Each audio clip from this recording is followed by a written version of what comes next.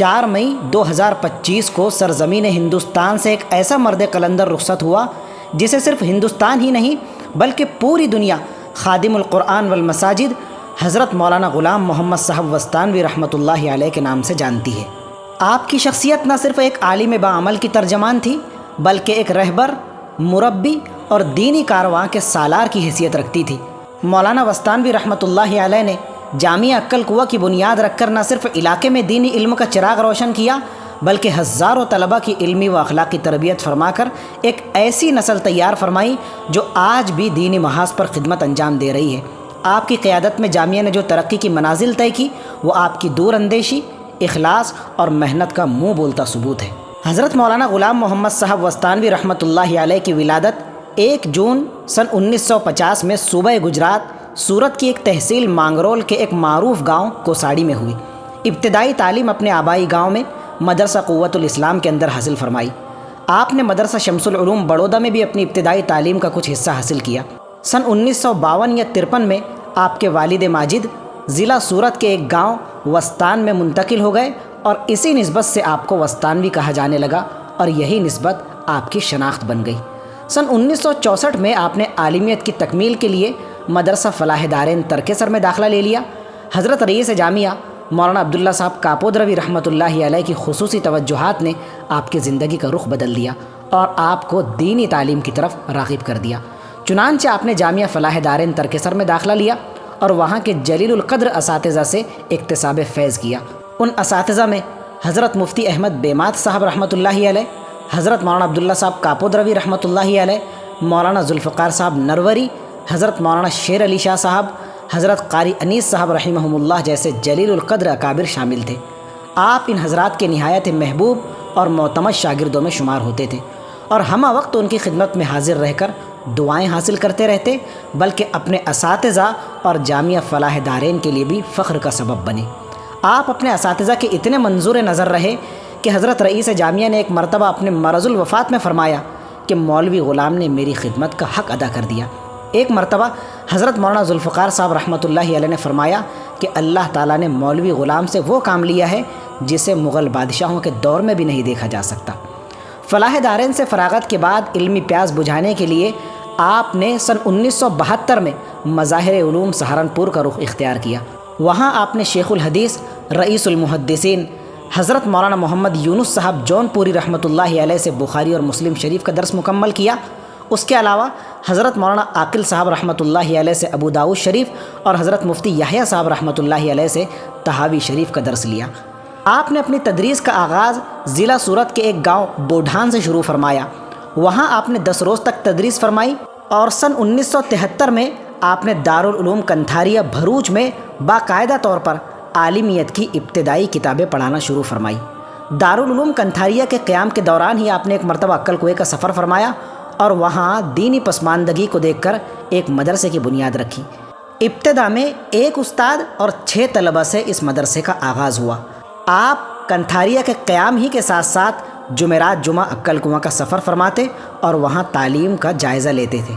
ابتدائی دور میں حضرت کے بڑے بھائی حضرت حافظ اسحاق صاحب وستانوی رحمۃ اللہ علیہ وہاں باقاعدہ قیام فرماتے اور آپ ہی کی ماتحتی میں مدرسہ چل رہا تھا۔ ابتدائی زمانے سے لے کر آخری دم تک آپ کی بڑی قربانی شامل رہی۔ بعد میں سن 1980 یا 81 میں آپ مستقل عقل کوہ آ گئے اور آہستہ آہستہ مدرسے کو ایک یونیورسٹی کی شکل دے دی۔ آپ کا یہ ادارہ اپنے نظم و نسق اور تعلیم کی بنیاد پر اتنا محبوب بننے لگا کہ تمام اکابر کی نظریں آپ پر مرکوز ہونے لگی۔ جامعہ اسلامیہ اشاعت العلوم عقل کوہ جو 6 طلبہ اور 1 استاد سے شروع ہوا تھا آج ایک یونیورسٹی کی شکل اختیار کر گیا ہے جس میں بیک وقت دینی اور عصری علوم کا حسین امتزاج نظر آتا ہے۔ شعبہ دینیات، حفظ، عالمیت، اسکول، مختلف کالجز، ہسپتال، میڈیکل کالج، ITI وغیرہ میں 15,000 طلبہ زیر تعلیم ہے اور 500 سے زائد اسٹاف ان طلبہ کی تعلیم و تربیت کے لیے موجود ہے۔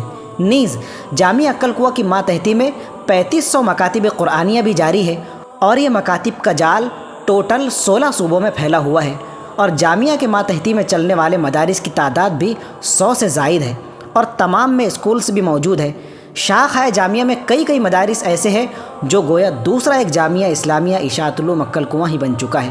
ان تمام جامعات میں 800 سے زائد کا اسٹاف مصروف عمل ہے اور عکل کنواں کی ماتحتی میں MBBS کالج بھی جاری و ساری ہے، جہاں سے 500 سے زائد مسلم ڈاکٹرز سند فراغت حاصل کر چکے ہیں اور 100 سے زائد ڈاکٹرز MD مکمل کر چکے ہیں، اور ہزاروں کی تعداد میں مریض اب تک مفت میں علاج اور آپریشن کروا کر مستفید ہو چکے ہیں۔ حضرت مولانا غلام محمد صاحب وستانوی رحمۃ اللہ علیہ نے اپنی اصلاح اور منازل سلوک طے کرنے کی خاطر حضرت قاری صدیق احمد صاحب باندوی رحمۃ اللہ علیہ جیسے تصوف و سلوک کے اعلیٰ مرتبے پر فائز بزرگ سے اپنا تعلق جوڑا، اور پہلے ہی سے حضرت قاری صدیق صاحب باندوی رحمۃ اللہ علیہ کے منظور نظر تھے، اور اس سلسلے میں جڑنے کے بعد آپ کا مقام و مرتبہ اور بڑھ گیا، لہٰذا آپ کی پاکیزگی، تقوی و طہارت کو سامنے رکھتے ہوئے حضرت قاری صدیق صاحب باندوی رحمۃ اللہ علیہ نے آپ کو خلافت اور اجازت بیعت سے نوازا، اور اپنی موجودگی میں کسی کو مرید بنانے کے لیے آپ کی زبان سے کلمات بیعت بھی کہلوائے۔ آپ کی عظیم ترین خدمات کو سامنے رکھ کر دارالعلوم دیوبند کی مجلس شورا نے آپ کو ام المدارس دارالعلوم دیوبند کا رکن رکین متعین فرمایا۔ اکابر دارالعلوم دیوبند کی نظروں میں آپ کا بڑا مقام تھا۔ اس واقعے سے اندازہ لگایا جا سکتا ہے حضرت مولانا مرغوب صاحب رحمۃ اللہ علیہ، جو کہ دارالعلوم دیوبند کے سابق محتمم تھے، جب مرض الوفات میں مبتلا تھے، آپ کی عیادت کے وقت کچھ علماء نے آپ کے سامنے اس بات کی تشویش کا اظہار فرمایا کہ آپ کے بعد اتنے بڑے انتظام کو سنبھالنے کے لیے آپ جیسا فرد ہم کہاں سے لائیں گے۔ اس وقت حضرت مولانا مرغوب صاحب رحمۃ اللہ علیہ نے جواب دیا تھا کہ آپ کے پاس مولوی غلام جیسے افراد آج بھی موجود ہیں، لہٰذا آپ کو گھبرانے کی ضرورت نہیں۔ اس کے بعد ایک مدت تک آپ نے دارالعلوم دیوبند کا اہتمام بھی سنبھالا۔ اسی کے ساتھ ساتھ آپ کی مادر علمی یعنی مظاہر علوم سہارنپور اور دارالعلوم جامعہ عربیہ ہتھورا باندہ میں بھی آپ کو رکن شورا طے کیا گیا۔ حضرت مولانا غلام محمد صاحب وستانوی رحمۃ اللہ علیہ صرف ایک عالم دین نہیں بلکہ وہ ایک ہمہ جہت شخصیت کے مالک تھے، جنہوں نے دین، تعلیم، خدمت، قیادت، تعمیر و ترقی اور رفاہ عامہ کے میدان میں نمایاں کارنامے انجام دیے۔ آپ کا ادارہ صرف درس و تدریس تک محدود نہیں بلکہ وہ قوم و ملت کے ہر فرد کی ضروریات کو سامنے رکھ کر عملی اقدامات کرتا ہے۔ آپ کے قائم کردہ شعبے نے اب تک 97,54,850 افراد کو براہ راست فائدہ پہنچایا ہے، جو کہ ایک تاریخی کارنامہ ہے۔ ان خدمات میں تعمیری، تعلیمی، طبی، رفاہی اور غذائی پروگرام بھی شامل ہیں۔ حضرت مولانا وستانوی صاحب رحمۃ اللہ علیہ کے ادارے کے تحت اب تک 6,793 مساجد تعمیر ہو چکی ہے، جن سے تقریباً 8.5 لاکھ افراد مستفید ہو رہے ہیں۔ اس کے علاوہ 33 اسپتالوں کی تعمیر سے ہزاروں بلکہ لاکھوں افراد کو طبی سہولیات مہیا کی گئی ہے۔ اسٹاف کوارٹرز، ڈائلیسس سینٹر اور دیگر بنیادی ڈھانچے کی تعمیر اسی وژن کا حصہ ہے۔ مولانا وستانوی صاحب رحمۃ اللہ علیہ کی فلاحی زندگی کا مرکزی نصب العین انسانوں کی بے لوث خدمت ہے۔ ان کی سوچ اس قرآنی تصور سے ہم آہنگ ہے جس میں انسانیت کی خدمت کو عبادت سے تعبیر کیا گیا ہے۔ انہوں نے اپنی عملی زندگی کو اسی فکر کے گرد استوار کیا، بغیر کسی نمود و نمائش کے، بغیر کسی ذاتی مفاد کے۔ غربت، یتیمی، بیوگی اور محرومی جیسے الفاظ مولانا رحمۃ اللہ علیہ کی نظروں میں صرف سماجی اصطلاحات نہیں بلکہ ایک عملی پکار ہے۔ یہی وجہ ہے کہ انہوں نے اپنے ادارے جامعہ اشاعت العلوم عکل کنواں کے زیر سایہ ایک ایسا فلاحی نظام ترتیب دیا جس میں یتیموں کی کفالت، بیواؤں کی امداد، بیماروں کا علاج اور محتاجوں کی دستگیری نہایت ہی منظم انداز میں انجام پاتی ہے۔ آپ کے وصال کی خبر جیسے ہی عام ہوئی، ملک بھر میں ایک افسردگی کی لہر دوڑ گئی اور دیکھتے ہی دیکھتے ان کا جنازہ ایک تاریخی اجتماع کی شکل اختیار کر گیا۔ ہزاروں بلکہ لاکھوں عاشقان علم و دین، علماء کرام، مشائخ اعظام، طلباء اور عوام الناس دیوانہ وار کھینچے چلے آئے، ہر چہرہ اشکبار، ہر دل سوگوار۔ ایسا معلوم ہوتا تھا کہ زمین نے اپنا ایک قیمتی اثاثہ کھو دیا ہے۔ جنازے کی قیادت مولانا کے چشم و چراغ، علمی و دینی وراثت کے امین حضرت مولانا حذیفہ صاحب وستانوی دامت برکاتہم نے فرمائی۔ جنازے نے حاضرین پر ایک خاص روحانی کیفیت طاری کر دی۔ یہ صرف ایک جنازہ نہ تھا بلکہ ایک دور، ایک عہد، ایک تاریخ کو الوداع کہنے کا منظر تھا۔ ایسا لگتا تھا کہ فرشتے بھی اس روح پرور منظر پر نازل ہو چکے ہو اور فضائے بھی انا للہ و انا الیہ راجعون کی صداؤں سے گونج رہی ہو۔ حضرت مولانا وستانوی صاحب رحمۃ اللہ علیہ کے جنازے نے گویا یہ اعلان کر دیا کہ جب دین کے سچے خادم رخصت ہوتے ہیں تو زمین و آسمان بھی ان کو خراج عقیدت پیش کرتے ہیں۔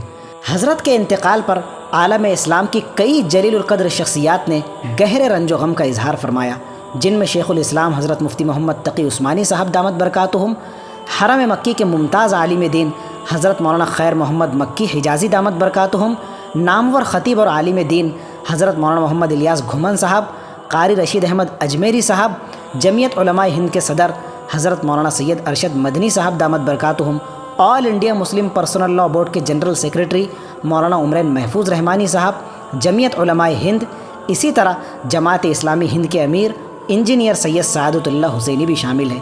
ان تمام شخصیات نے حضرت رحمۃ اللہ علیہ کی دینی خدمات کو خراج تحسین پیش فرمایا اور ان کے اہل خانہ، تلامذہ اور متعلقین سے تعزیت کا اظہار فرمایا۔